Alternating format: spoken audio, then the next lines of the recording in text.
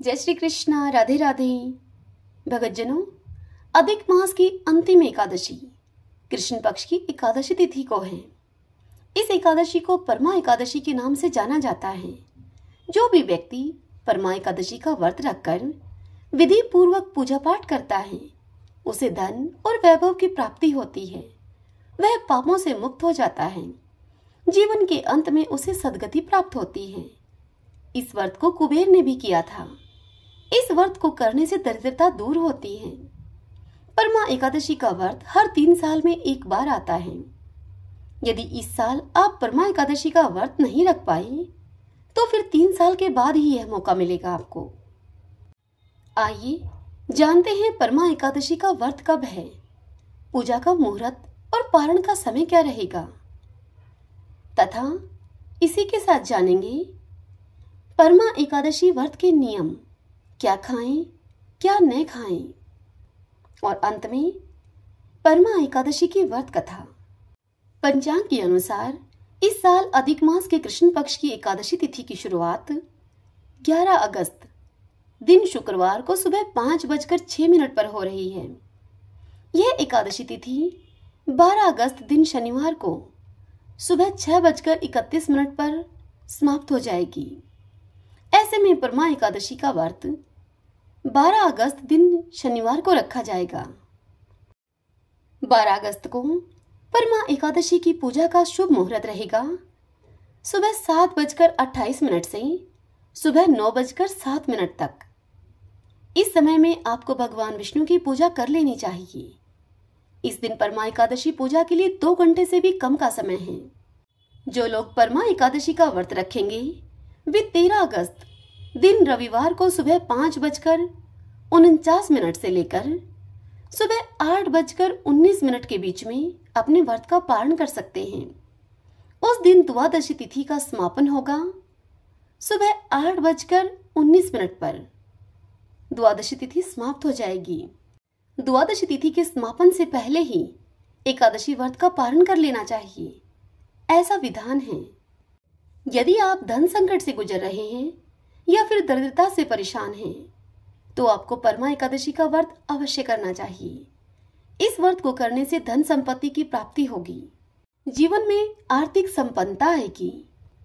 परमा एकादशी के दिन व्रत रखकर भगवान विष्णु की पूजा करते हैं ताकि उनकी कृपा से दुख दूर हो जाएं और पुण्य फल मिले। उनके आशीर्वाद से व्यक्ति को मोक्ष की प्राप्ति होती है। अधिक मास के देव भगवान विष्णु हैं और परमा एकादशी को उनकी ही पूजा होती है। ऐसे में परमा एकादशी का व्रत सभी सुखों को देने वाला है। भगवान विष्णु को सभी व्रतों में एकादशी व्रत सबसे प्रिय माना जाता है। पद्म पुराण के अनुसार एकादशी व्रत करने वाले व्यक्ति पर भगवान विष्णु प्रसन्न होते हैं और उनके लिए मोक्ष का द्वार खुला रहता है। लेकिन एकादशी व्रत के कुछ नियम भी हैं जिनका पालन करना जरूरी होता है। जो व्यक्ति यह व्रत नहीं भी रखते हैं, उन्हें भी एकादशी के दिन कुछ नियमों का पालन अवश्य करना चाहिए। इससे जीते जी तो सांसारिक लाभ मिलता ही है, मृत्यु के बाद भी परलोक में सुख मिलता है। इन नियमों में एकादशी के दिन खान पान का नियम सबसे खास है। एकादशी तिथि के दिन चावल और चावल से बनी हुई चीजों का खाना हमारे शास्त्रों में रक्त और मांस को खाने के समान माना गया है। इसका कारण यह है कि चावल की उत्पत्ति महर्षि मेधा के शरीर से हुई है। चावल की तरह ही जो भी महर्षि मेधा के शरीर से उत्पन्न हुआ माना जाता है। इसलिए एकादशी के दिन चावल के साथ जो खाना भी हमारे शास्त्रों में वर्जित बताया है। ब्रह्मा वैवर्त पुराण के ब्रह्मा खंड में इस बात का जिक्र आया है कि एकादशी के दिन सेम भी नहीं खाना चाहिए। इस दिन सेम खाना संतान के लिए अशुभ होता है। लहसुन और प्याज का खाने में प्रयोग एकादशी के दिन नहीं करना चाहिए। इसकी वजह यह है कि गंध युक्त और मन में काम भाव को बढ़ाने की क्षमता के कारण इसे अशुद्ध माना गया है। एकादशी और द्वादशी तिथि में बैंगन खाना अशुभ फलदायी माना गया है। इसलिए एकादशी के दिन इन चीजों से परहेज रखें। मांस और मदिरा का सेवन भी एकादशी के दिन नरक में जाने का रास्ता खोलता है। एकादशी के दिन तुलसी के पत्ते तोड़ना भी वर्जित है। कहा जाता है कि इस दिन तुलसी तोड़ना माता लक्ष्मी का अपमान करने के समान है। हमारे हिंदू धर्म में तुलसी एक पवित्र पौधा है और इसे देवी लक्ष्मी के रूप में पूजा जाता है। एकादशी के दिन तुलसी के पत्ते तोड़ना पौधे और देवी लक्ष्मी का अपमान बताया गया है। क्योंकि भगवान विष्णु के हर एक भोग में तुलसी का पत्ता रखकर उनको भोग लगाया जाता है, इसलिए तुलसी के पत्ते हमें एकादशी के दिन चढ़ाने के लिए आप एक दिन पहले ही यानी कि दशमी तिथि को ही तोड़कर रख लें। गंगा जल के समान तुलसी की पत्तियां भी बासी नहीं होती हैं, वह सदा पवित्र रहती हैं। एकादशी के साथ ही रविवार, चंद्र ग्रहण और सूर्य ग्रहण के दिन भी तुलसी के पत्ते नहीं तोड़ने चाहिए। तुलसी के पत्ते तोड़ने से पहले माता तुलसी से क्षमा प्रार्थना कर लें। आप साधारण शब्दों में भी क्षमा प्रार्थना कर सकते हैं, नहीं तो फिर आप इस मंत्र को बोलकर क्षमा प्रार्थना करें। ओम सुभद्राय नमः मातस्तुलसी गोविंदय हृदयानंद कारिणी नारायणस्य पूजार्थम चिनोमि त्वां नमस्तुते। इस मंत्र को बोलकर तुलसी के पौधे से बिना नाखून लगाए तुलसी पत्र को तोड़ लें। अब बात आती है परमा एकादशी का व्रत करके एकादशी व्रत का पारण कैसे करें। तो देखिए, भगवान विष्णु को तुलसी दल अति प्रिय है, यह तो आप सभी जानते हैं। इसीलिए बिना तुलसी के भगवान विष्णु को कोई भोग स्वीकार नहीं होता। ऐसे में यह जरूरी है कि पारण के समय तुलसी दल को आप अपने मुंह में रखकर इस व्रत का पारण करें। परमा एकादशी पारण के समय आंवला खाकर और पूजा में चढ़ाए हुए प्रसाद को ग्रहण करके इस व्रत का पारण आप कर सकते हैं। एकादशी व्रत की पारण की जो विधि हमारे शास्त्रों में दी गई है, अब आपको मैं वह बतलाती हूँ। भुने हुए 7 चने ले लें अपने हाथ में। उन 7 के बीच में से टुकड़े करते हुए 14 हो जाएंगे वे, तो 7 अपने हाथ में रखें और 7 किसी बर्तन में सामने ही रख लें। एक पानी का गिलास भरकर रख लें।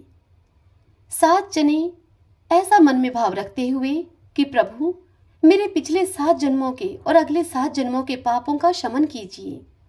हे प्रभु मुझ पर कृपा कीजिए।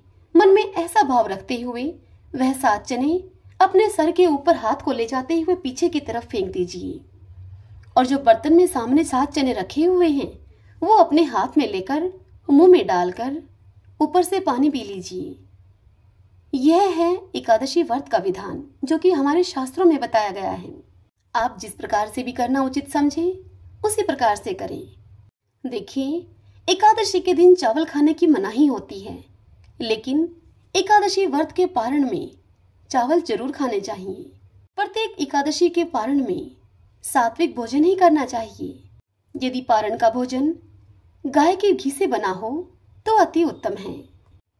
अब बात आती है कि क्यों जरूरी है एकादशी व्रत का पारण। तो देखिए, एकादशी के व्रत को समाप्त करने को पारण कहा जाता है। एकादशी व्रत के अगले दिन सूर्य के बाद पारण किया जाता है। एकादशी व्रत का पारण द्वादशी तिथि को समाप्त होने से पहले ही कर लेना जरूरी होता है। यदि द्वादशी तिथि सूर्योदय से पहले ही समाप्त हो गई हो तो एकादशी व्रत का पारण सूर्योदय के बाद ही होता है। द्वादशी तिथि के भीतर पारण न करना पाप करने के समान माना गया है। तो यह थी सारी विधि एकादशी व्रत और पारण की। आइए अब हम परमा एकादशी व्रत की कथा को सुनते हैं। आशा करती हूँ कि आपको यह व्रत कथा पसंद आएगी। सभी बोलिए विष्णु भगवान की जय। ओम श्री कृष्णाय नमो नमः। धर्मराज युधिष्ठिर ने कहा, हे मधुसूदन, आपने सभी एकादशियों की उपवास कथा मुझे सुनाई। अब आप अंतिम एकादशी अधिक मास के कृष्ण पक्ष की एकादशी की उपवास कथा और मुझसे कहिए। इसका नाम, महात्म्य और विधि भी बतलाइए। मैं आप में श्रद्धा भाव को रखते हुए यह अंतिम अनुरोध करता हूं आपसे। तब देवकी नंदन ने युधिष्ठिर से कहा कि हे धर्मराज युधिष्ठिर, मैं भी तुम्हारी श्रद्धा का सम्मान करके इस अंतिम उपवास कथा को अवश्य ही तुमसे सुनाऊंगा। अतः ददचित होकर इसका तुम श्रवण करो। देवकीनंदन बोले, हे धर्मराज, यह एकादशी परमा एकादशी कहलाती है। इसे कामदा एकादशी के नाम से भी जाना जाता है। इस परमा एकादशी के उपवास के पुण्य प्रभाव से इहलोक में अनेक सुख प्राप्त होते हैं तथा परलोक में विष्णु धाम मिलता है। यह उपवास भी पद्मिनी एकादशी के समान पूरा करें। हे कुंती पुत्र, इसकी एक अत्यंत ही मनोहारी कथा है। वह तुमसे कहता हूँ, एकाग्रचित होकर उस कथा को सुनो तुम। यह घटना ऋषियों के साथ कांपिले नगर में घटी थी। कांपिले नगर में एक ब्राह्मण रहा करता था। उस ब्राह्मण का नाम था सुमेधा। उसकी पत्नी अत्यंत ही पतिव्रता थी। वह पूर्व जन्म के किसी पाप के दुष्प्रभाव से बहुत ही गरीब थी। उसे भीख मांगने पर भी भीख नहीं मिलती थी। वह वस्त्रहीन रहकर भी पति सेवा में लीन रहा करती थी। स्वयं भूखी रहकर अतिथि को भोजन कराती थी। अपने पति से किसी भी वस्तु को प्राप्त करने की इच्छा नहीं करती थी। एक दिवस अपनी भार्या को अत्यंत कमजोर और दीन अवस्था में देखकर वह ब्राह्मण सुमेधा उससे बोला कि हे प्रिय, मांगने पर भी मुझे कोई पैसे वाला धन नहीं देता है, क्योंकि पैसे के अभाव में घर की गाड़ी नहीं चल सकती है। इसलिए यदि तुम सहमत हो तो धन कमाने के लिए मैं प्रदेश जाकर कुछ उद्योग करूं, क्योंकि विद्वानों ने उद्योग की प्रशंसा की है। मुझे अन्य कोई मार्ग नहीं दिखलाई पड़ता है। तब उसकी पत्नी ने अत्यंत ही विनीत स्वर में उसे उत्तर दिया कि हे स्वामी, मैं तो आपके चरणों की पुजारिन हूँ। मुझे तो केवल आपकी आज्ञा का अनुसरण करना है। परंतु आप जानते हैं कि मनुष्य को सदैव अपने कर्मों का ही फल मिलता है। सुमेरु पर्वत पर रहते हुए अपने सौभाग्य के बिना कुछ भी नहीं मिलता है। पूर्व जन्म में हम जो भी सुकर्म करते हैं, अन्नदान, भूमिदान, विद्यादान या वस्तुदान, हम जो भी सुकर्म करते हैं उसी के अनुसार इस जन्म में हमें प्राप्ति होती है। हे स्वामी, विधाता ने हमारे भाग्य में जो कुछ भी लिख दिया है अब वैसा ही होगा। दान न करने वाले को केवल अन्न ही मिलता है। इसलिए मैं आपसे विनती करती हूँ कि आप यहीं पर रहकर धन अर्जित करने का प्रयत्न करें, क्योंकि मैं आपका वियोग सहन नहीं कर सकती। पत्नी यदि पति के साथ न रह रही हो तो इस संसार में भाई बंधु, माता पिता तथा अन्य सभी संबंधी उसकी निंदा करते हैं, जो कि मैं सहन नहीं कर सकती हूँ। इसलिए मेरा आपसे फिर यही प्यार भरा अनुरोध है कि आप यहीं पर रहकर ही धन प्राप्ति के लिए प्रयत्न करते रहें। कभी आपको सफलता अवश्य मिलेगी। कुछ समय के बाद कौंडिन्य ऋषि विहार करते हुए वहां पर आए। उनको वहां पर आया हुआ देखकर सुमेधा ने पत्नी के सहित उनको नमन किया और अपने को धन भाग्य माना। दोनों ने कहा कि आपके दर्शन से हमारा जीवन सफल हो गया है। तत्पश्चात सुमेधा की पत्नी ने उन्हें बैठने के लिए आसन दिया और भोजन दिया। तब उस पतिभक्त पत्नी ने ऋषि को अपनी दुख भरी सारी कथा सुनाई। वह बोली कि हे मुनि, आपके आने से हमारे सब दुख समाप्त हो जाएंगे।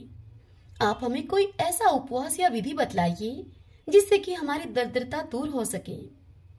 इस पर ऋषिराज ने उसे सांत्वना देते हुए कहा कि हे पुत्री, तुम पति के सहित अधिक मास की कृष्ण पक्ष की परमा एकादशी का उपवास श्रद्धा और विधि पूर्वक करो। इस प्रकार तुम्हारे सारे पाप जलकर राख हो जाएंगे। दरिद्रता भी तुम्हारी समाप्त हो जाएगी। तुम अपने पति के सहित सुखपूर्वक और आनंदमय जीवन को व्यतीत करोगी। इस उपवास में नृत्य गान के साथ रात्रि जागरण करना चाहिए। महादेव जी ने कुबेर को इसी उपवास को करने के कारण ही कोषाध्यक्ष बना दिया था।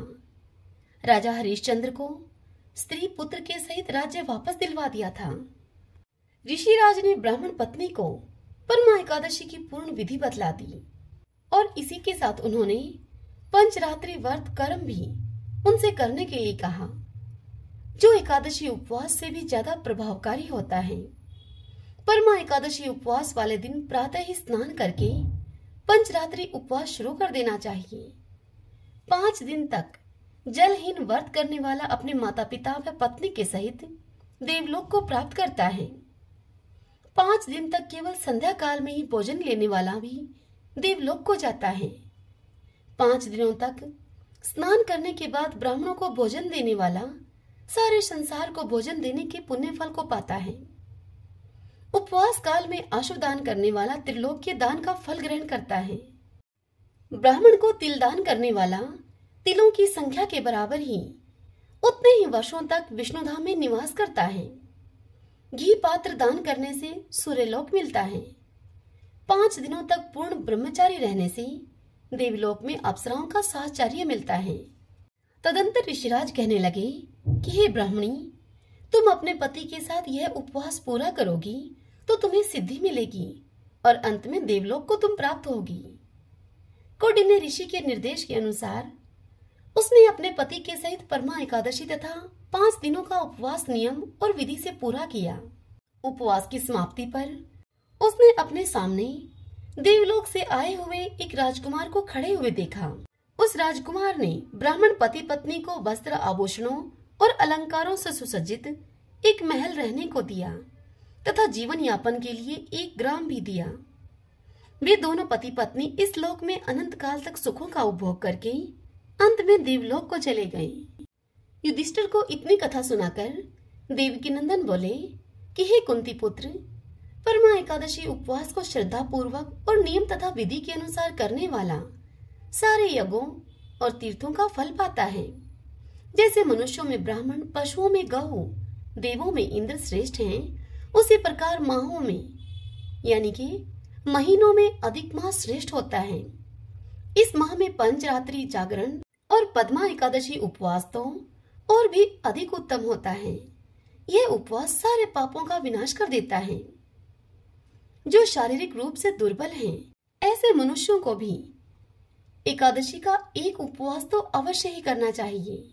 जो मनुष्य अधिक मास में नदी स्नान नहीं करते हैं या फिर एकादशी उपवास नहीं करते हैं, उन्हें आत्मघात का दोष लगता है, जिससे कि वे कुयोनि में जाते हैं। इसलिए प्रत्येक प्राणी को दुख निवारण एवं सुख की प्राप्ति हेतु एकादशी उपवास अवश्य करने चाहिए। संसार के दुखों से छुटकारा पाने के लिए एकादशी उपवास नियम अनुकूल और विधि के अनुसार करना ही एकमात्र उपाय है। इसलिए हे युधिष्ठिर, मैंने तुमसे समस्त एकादशियों के उपवास की विधि, नियम और महात्म्य बतला दिए हैं। अतः संसार वासियों को इनका उपवास जरूर करना चाहिए। अधिक मास का उपवास करने वाले तो इस संसार में अतुल सुखों को भोग कर अंत में परम धाम को पाते हैं, अर्थात मोक्ष को पा जाते हैं। ऐसे प्राणी त्रिलोक में वंदनीय होते हैं। हरि ओम तत्सत। सभी बोलिए विष्णु भगवान की जय। ओम श्री कृष्णाय नमो।